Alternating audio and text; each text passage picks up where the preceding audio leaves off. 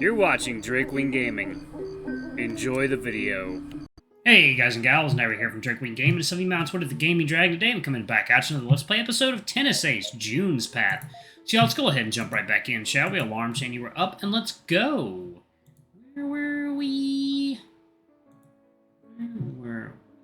Right there, okay. Alrighty. Then this one kid showed up about 6 years ago. At first he wasn't anything special. I could mop the floor with him just like I did with everyone else. But with time, he started to get better. Eventually our matches became really close and I finally felt I had a rival. Of course, I would always win back then, but he never stopped improving, you know? I started to lose. It became more frequent. As I realized that, I thought at one point, oh, this is someone I can't beat. I was done for when that happened. The distance between us kept widening and I couldn't win anymore. All the pride and confidence I had built up came crashing down to earth eventually. I guess even he decided I was no longer in his level because he cut contact with me. He probably didn't consider me a rival anymore, and I subconsciously agreed with him. When that happened, my entire motivation tanked. I didn't feel like there was a reason to keep working hard when it felt like no matter what, I'd still lose. Everything in my life went downhill after that. My grades started getting worse little by little. I socialized less and less. It felt like a vicious cycle. The worse things got, the more I felt like it was all pointless, and that just made me want to give up even harder. It's really hard to break out of a cycle like that. Yuichi-san. Honestly, I feel like if it's just a dime a dozen, uninteresting story. I mean, how many children are there out in the world that have everyone's expectations thrust onto them and burn out from it? Probably more than we think. Right, so really, I'm nothing special in that regard. I just happen to be a little bit good at a few things, but that doesn't make me a prodigy. And once you feel like you can't meet the expectations placed upon you, it's like, why even bother? I'm really, really sorry still. It's alright. It took a while, but I feel like I'm starting to get better at it. I can feel my motivation returning little by little. Really? That's great! How come? Well, for starters, I found another reason to want to work hard. Lots of reasons. You're not telling me? No fair! Maybe I'll tell you later. Maybe. Boo! By the way, do you want me to get you another eclair? Can I? Man, distracting you with sweets is so easy.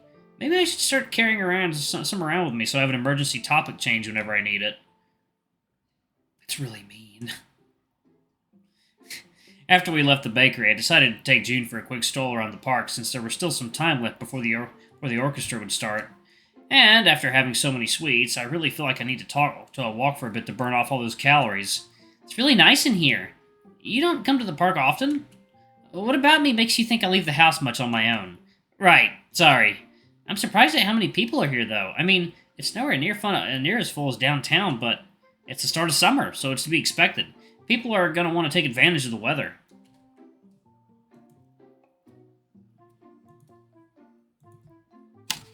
One second.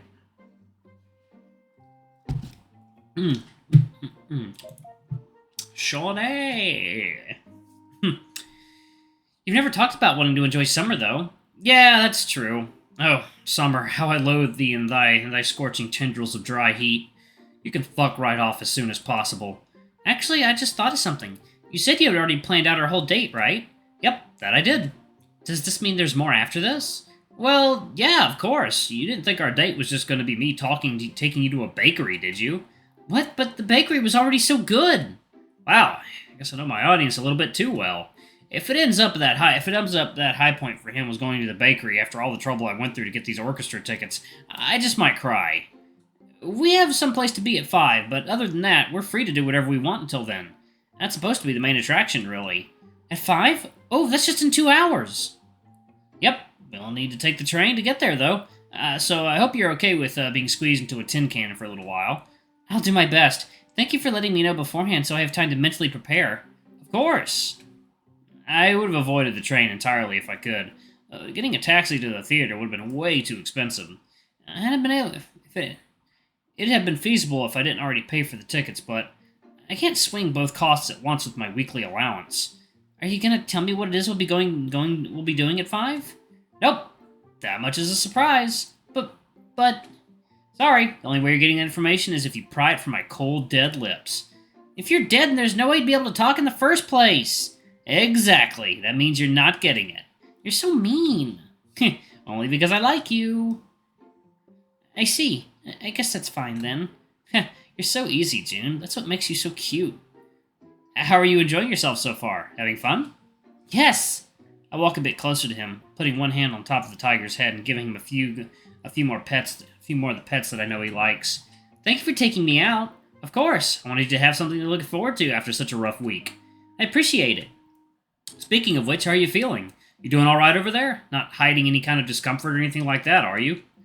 Somehow I already knew you were going to ask me that. And that means you're okay with answering me, I hope. Yeah, I'm fine. You don't need to worry about that. After what happened earlier in the week, telling me not to worry is a little bit unreasonable. I'm not made of glass, Yuichi-san. I'm fine. You sure do love repeating both of those phrases, don't you? God, you're so frustrating sometimes. Would it kill you to open up a bit? All right, I'll take your word for it. I appreciate it. Despite how much of an open book he is about most things, there's an equal amount about June that I know nothing about. It's such a weird dynamic when I think about it. Ugh.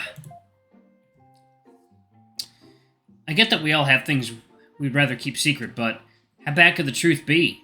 Is all this secrecy really necessary? Oh, look, a street musician! June points at a ram right around the corner that is playing his guitar and singing. Hey, you don't see those very often all the way over here. The tiger stops in front of the man, pulling out his wallet and dropping a bill inside the man's guitar case, where he's been receiving donations. Most of the nearby benches are already filled up with people that sat around to watch the performance, so the two of us stay on our feet the entire time. June insists on watching him perform, but I don't really feel like disagreeing with him. After all, this whole thing was set up for his benefit, so there's no point in telling him we can't do what he wants to do. He's got a really nice voice. That he does. Surprisingly high for a guy, too. I'm pretty sure the song he's singing right now is originally by a woman. I think he's a tenor. What's that? It's a term in music used to refer to a higher-pitched male singing voice. It's one of the highest pitches a male voice can get. I didn't understand much of that, but that's pretty cool, I guess. Do you know no music terms at all, Yuichi-san? Nope, sorry, I'm a music idiot. Sure, music. What's that supposed to mean? Nothing! Ow! Before he can react, and while no one is looking, I give June a firm slap to his backside, looking away and whistling as if nothing happened. What was that for? What was what for? Uh-oh, he's glaring at me now. Okay, I'm so... Ha! You got smacked, son! I feel something thin and firm whip me on my backside, and when I turn back to look, I see June's tail thrashing around behind him while the tiger looks all satisfied. Karma comes swiftly. Okay, I'll admit, I underestimated you a bit there. You have more spunk than I gave you credit for. That's right, you shouldn't mess with me. You poor sweet summer child. If there weren't witnesses all around, I'd have thrown you to the ground with my fist firmly grinding against the top of your head by now. That wasn't what I was thinking when he said, thrown to the ground. Okay. All done with love, of course. I'd never be able to hurt June on purpose, that much is for sure. I'd just make him yield to me for a little bit. But once the Ram's performance is over, the dozen or so people lined around to watch him all clap as the man bows with grace. He chit-chats with some of the audience members for a few minutes before collecting his things and heading off. You sure it's okay for you to talk to him? You seem pretty interested in his performance. And that doesn't mean I'd be comfortable doing that. Talking to strangers is still a pretty big weak spot for me. Oh, that's a shame, but I totally get it. You don't have to do anything you're uncomfortable with so long as I'm around. Thank you, Yuichi-san. I really appreciate it. June looks around, watching the small crowd that gathered dispersed little by little with great interest. Wow, I didn't even notice half these people arriving. Doesn't surprise me. You tend to zone out pretty hard when something catches your eye.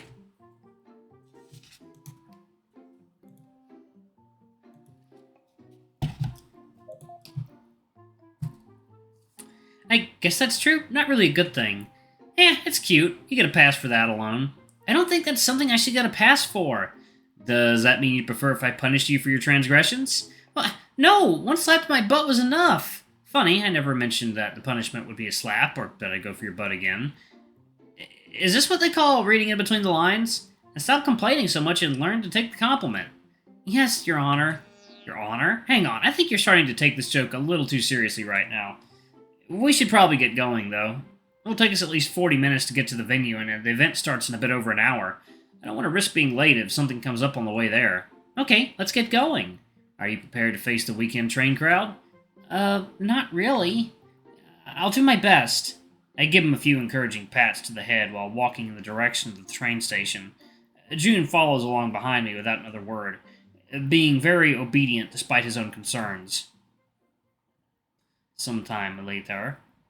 Just as I predicted, the train is so jam-packed that there's barely any room to stand inside. June is pressed very hard into me by the crowd, and I can feel my body rubbing against at least a couple different strangers due to the acute lack of space. This is why I hate taking trains in general. June has his arms wrapped around one of mine, but seems to be holding on to enough of his awareness to avoid squeezing super hard as usual. You okay there? Yeah, it's just really tight in here. Just be careful you don't hurt yourself. I get the feeling you're not very used to riding in these, and it can be very dangerous if you lose your balance. Noted. I notice him whispering something to himself over and over again, but I'm unable to make it out due to the rumbling of the dozens, possibly hundreds of people squeezed into this giant tuna can. Is it some kind of mantra to keep himself calm? For what it's worth, he's already doing a ton better than when I first met him. I fully expected him to have freaked out by now. He's clearly trying his hardest to avoid causing any problems, which I also find endearing. June, hang in there. During one particularly sharp curve, the train jostles a little more than usual, sending the tiger flying back and into my chest. Hey! I make sure to catch him with one arm so he doesn't hurt himself by falling. You okay there? Yeah, it's hard to stay on my feet like this. It could have been bad if I fell. Is this normal? Pretty much. That's not even the worst thing about it, really. I've already gotten elbowed, kneed, and someone fall on top of me, all these because some people can't seem to stay on their feet. You have no idea how happy I am to finally study in a school that I can walk to. I don't think I'm cut out to live in the big city. You're lucky you're not in Tokyo, then. My family used to live there back before Dad died. It feels 10 times worse than this. Come on.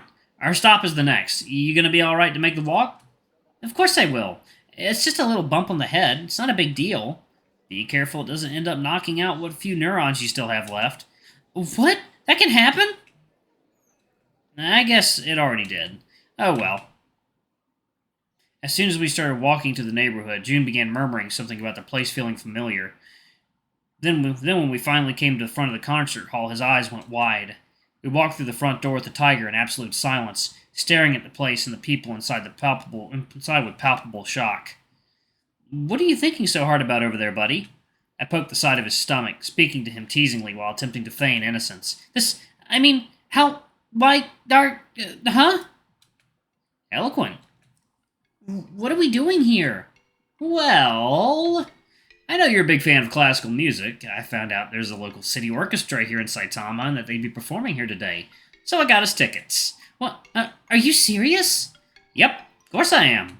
To be perfectly honest, I don't know much about orchestras, so I don't even know if they have pianos and whatnot, but I still thought it might be something you'd enjoy. I love it! Oh, wow, thank you so much, Yuichi-san! Alright, y'all, I'm actually going to pause it right there. Thank y'all so much for watching. Don't forget to like, comment, subscribe, ring that notification bell, and check out our Patreon if you can. It always helps. Anyway, I love you all, and I'll see y'all in the next video. Bye-bye!